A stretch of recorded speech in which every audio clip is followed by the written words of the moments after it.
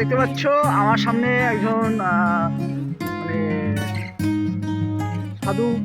তো আমিও কিন্তু সাইকেল ধরে যাচ্ছি। তো ওনাকে আমি কিছু প্রশ্ন করবো। তো সেই প্রশ্নের উত্তর দিয়ে ঠিক আছে। রাধে রাধে। রাধে রাধে।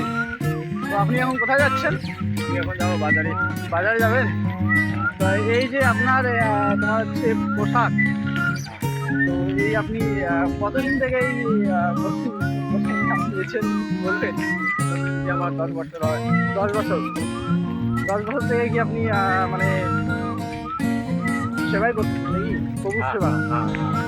তো প্রভুর প্রেমে একদম পাগল। আপনার রাধা নেই? আমার রাধা নেই। রাধা নেই। তো যখন আমাদের শ্রীকৃষ্ণ ঠাকুর হচ্ছেন একজন প্রেম ব্যক্তি।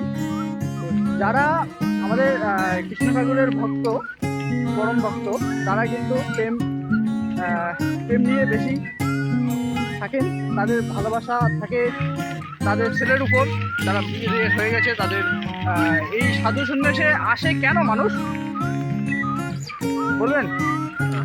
এই সাধু তারা কেন সন্ন্যাসে আসেন একটু বলবেন? বললে ভালো হয়। আমাদের কাছে হয় কেন? পরমাত্মার উদ্ধারের জন্য, তারপরে হ্যাঁ, যাতে আর পৃথিবীতে আসক্তি হয় না, পৃথিবীতে কাজ করা হয়, ভালোবাসা পেয়ে। তো এই যে আপনি এই সাধু সন্ন্যাসী আপনার মানে বউ আছে?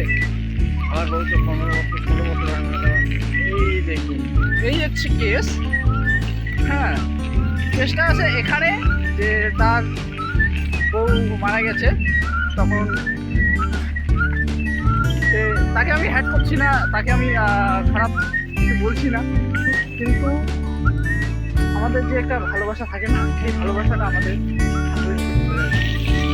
এটা করা কিন্তু উচিত না। এটা করা উচিত। ঠিক আছে, কিছু বুঝতে পারলে আমাকে কমেন্ট করুন, আর না বুঝতে পারলে কমেন্ট করুন।